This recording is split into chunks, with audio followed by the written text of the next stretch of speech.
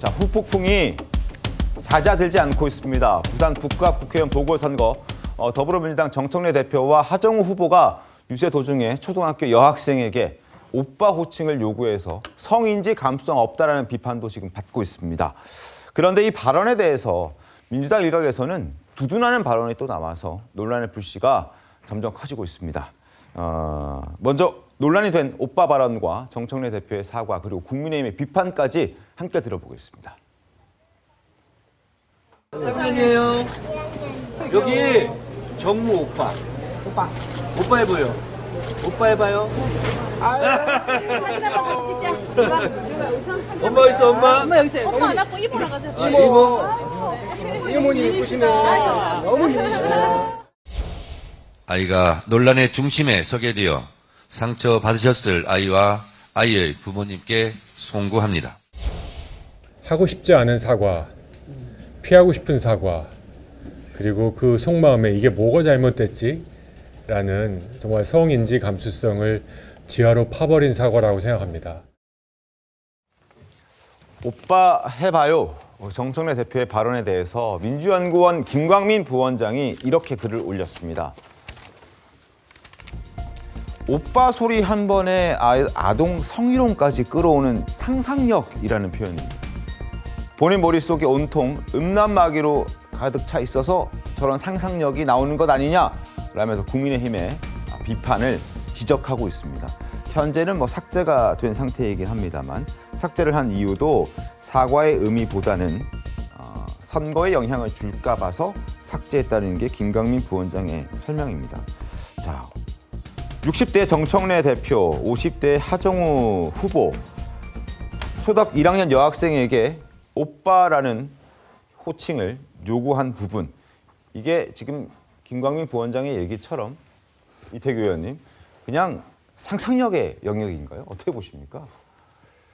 과거에 그 아랫사람이나 부하 직원한테 오빠 호칭을 강요해서 네. 그 징계 처분을 받은 그 공직자들이 있습니다.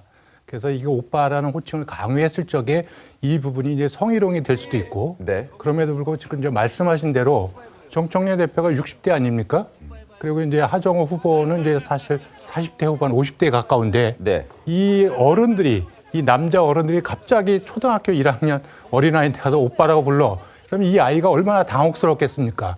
적어도 성희롱 문제는 나중에 결론을 내더라도 이 아이에 대한 정서적 학대는 분명합니다. 네. 네, 그럼에도 불구하고 더 중요한 부분은 이런 잘못을 저질렀음에도 불구하고 이것을 풀어가는 이제 민주당의 태도가 문제거든요.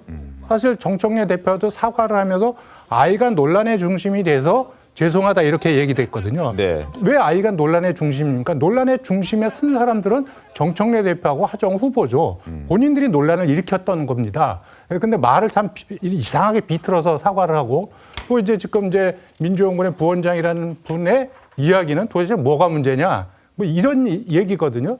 저는 이 부분이 이분들의 기본적인 어떤 인식의 문제도 있겠지만 지금 대통령에 대한 높은 지지율 그리고 어떤 그 보수와 진보에 있어서 진영의 어떤 우위 네. 이런 부분에 좀 취해가지고 지금 국민이나 이런 부분을 대하는데 굉장히 오만하고 교만한 태도를 좀 보이고 있다. 저는 이 부분을 더 심각하게 보고 이런 부분들을 이번 선거에서 반드시 지적하고 비판받고 또 평가해야 된다 이렇게 생각을 합니다. 알겠습니다. 자, 민주당 지지층 사이에서도 우려의 목소리가 나오고 있습니다. 김 부원장은 해당 글을 삭제하더니 추가 글을 올려서 오빠를 성적 판타지로 변질시킨 것은 권력적 폭력이다라고 지적까지 합니다. 그러면서 앞서 말씀드린 대로 선거 때문에 글을 지웠다라는 설명이거든요. 주장을 굽히고 사과한 것이 아니라 선거 때문에 지웠다라고 얘기를 하고 있는 겁니다.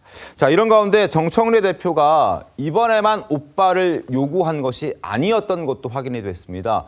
과거 지난 대선 유세 과정에서도 젊은 여성들에게 오빠 호칭을 요구했던 영상이 또다시 화제가 되고 있습니다. 논란이 되고 있습니다. 영상 보시죠. 한번 해주세요. 하나, 둘, 셋. 억지로 하면 어떻게 자연스럽게 다시 아 그래? 아 괜찮아. 자 다시 시작. 오빠 화이팅! 고마워요.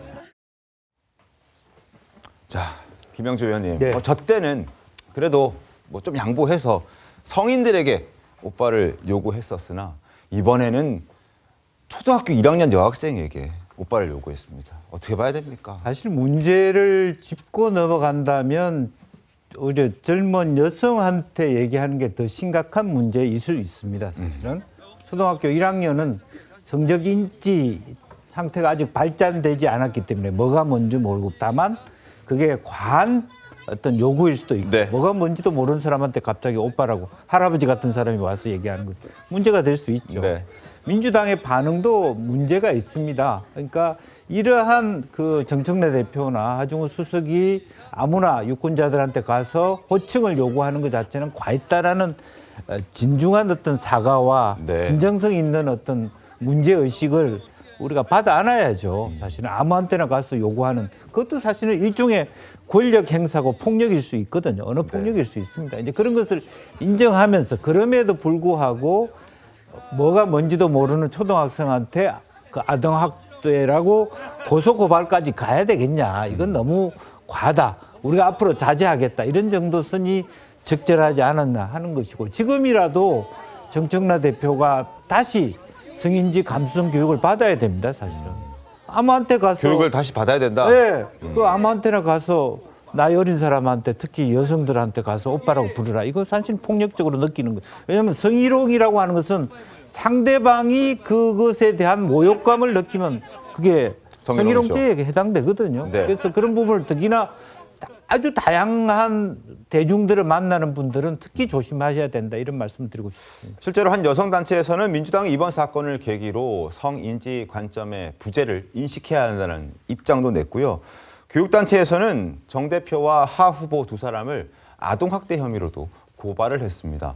자, 김철근 총장님, 이거 그냥 해프닝으로 넘어가기에는 너무 큰 문제 아니냐는 지적들이 여기저기서 나오고 있는 거거든요. 하여튼 민주당의 대응이 굉장히 큰 문제라고 보여져요. 그 김광민 부원장 얘기도 그렇고요. 그다음에 사과를 했는데 진솔한 사과로 받아들여지지 않는 거고요. 더군다나 그 정청래 대표가 아마 당직자나 후보들에게 입단속을 했을 텐데 긴장감을 가져라. 그리고 만약에 다른 후보나 당직자가 저런 발언을 했다면 아마 제명 조치 당했을 거예요.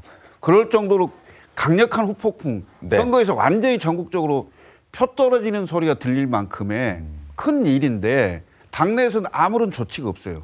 당대표란 이유 하나로. 네. 제가 봤을 때는 민주당이 이 사건을 어떻게 처리하느냐 그리고 어떻게 진솔하게 부산 시민 대한민국 국민들에게 사과하느냐의 문제라고 저는 보여지는데 아마 권력이 취하고 네. 지지율에 취하고 그다음에 오만한 형태의 상징적인 부분으로 이게 선거 결과에 큰 영향을 미치는 걸로 남게 될 거라고 보여집니다. 저는. 알겠습니다. 네.